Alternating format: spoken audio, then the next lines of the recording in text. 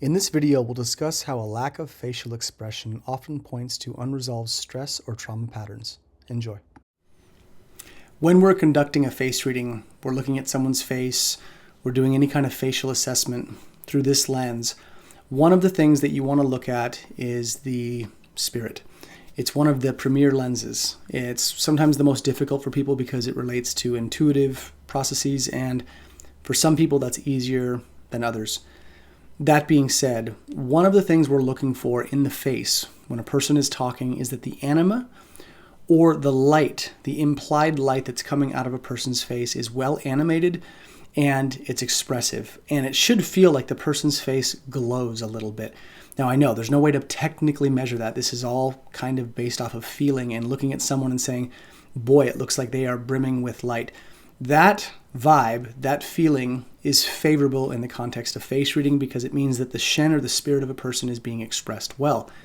So when we're face reading and we see someone's face who is not doing that, what we're going to talk about today is what does that typically mean in the context of face reading and what does it mean for the person's life terrain.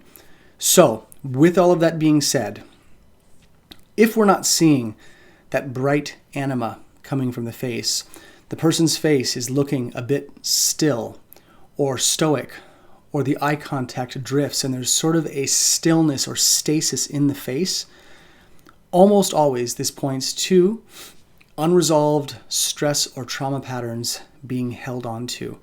Now, this is problematic in the Eastern context. It's also problematic in the Western context.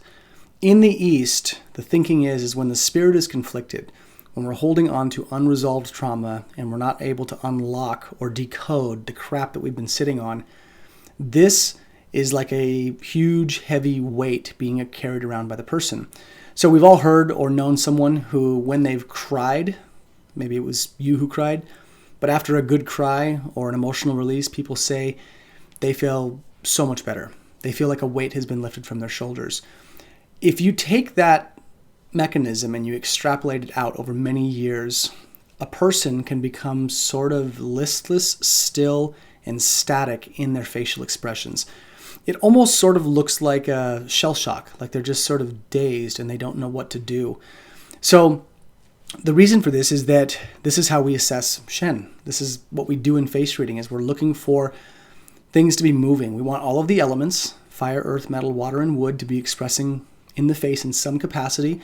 Some of us are going to have more elements than others, but you want to pay attention to this look. So at a personal level, if you see this on your face, you can tell in photographs, or you get the feedback from people that you just don't look very happy or things don't look like they're moving well. You want to know that you have work to do. You've got to start to assess and look back and assess that trauma, whatever it is, or stress patterns that are unresolved, and start working on them. So you can do this a number of ways.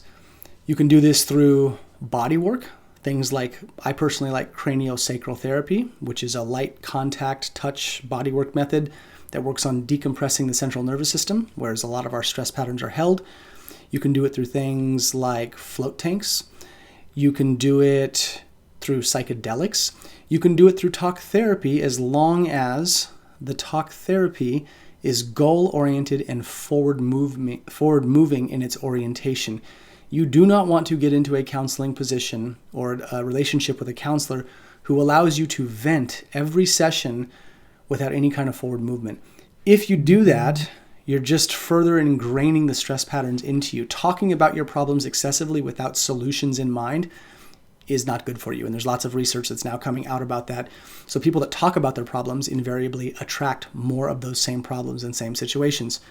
So the point is, if you're seeing this on someone else, this also gives you a framework to understand that this person is likely chewing on or digesting some things that are difficult or that they haven't touched. And so this is sort of where that compassion and undertone with face reading comes from. Part of face reading and why we do it is to understand our fellow human beings better. If we can help resolve issues for people, if we are of service, if we are able to help our fellow man and woman, if we're able to do that, this is good across the board. And we don't have to do a deep dive or a spiritual or philosophical deep dive into that mechanism. We all know that if we can help somebody, for one, it feels good, but it's also good for them and it's good for you. So this look, the countenance on the face, if you see that stillness, that static energy, these are the things you want to keep in mind. The other way this will show up is lack of wrinkling, especially after the age of 40. So if a person doesn't start to get some wrinkles after the age of 40, we see this mechanism at play. And a lot of times what this points to is emotional repression. So a lot of the trauma that we get, according to the Eastern philosophies and the principles, if we don't resolve our traumas and we don't do that, this is where this mechanism kicks into gear. We're not able to process, and as a result, because we're not processing, we're not digesting, and the elements don't express well, and that shows up in the face through lack of wrinkling, because wrinkling in the context of face reading is emotions being carved into the face. And moreover, the human organism is designed to feel and express. That's how this works. We're supposed to go through the gamut of emotion, the highs and the lows, and some of us are going to be dialoguing in certain emotions more than others, given our features and certain lifestyle and emotional rhythms, for sure.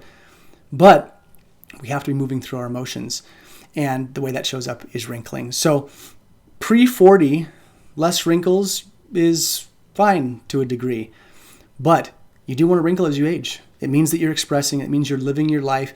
You should have some weathering on the face, and some wrinkles are more favorable in face reading than others. But the takeaway is, if you see an absence of wrinkles on a person, if they're encroaching close to 40 or they're just past 40 or they're in their 50s and they have nothing, people oftentimes will think, well, that's great. You don't have any wrinkles. Therefore, you're aging very well. You could argue that from the aesthetic texture perspective, yeah, there's less wrinkles. But invariably what that means is lack of emotional expression, usually some emotional repression, and things are not moving as well as they could. So keep this in mind. If you're seeing this look, if you're seeing that stasis in the face, if you're seeing lack of wrinkling, these are themes to be considering for yourself and for others. Take care.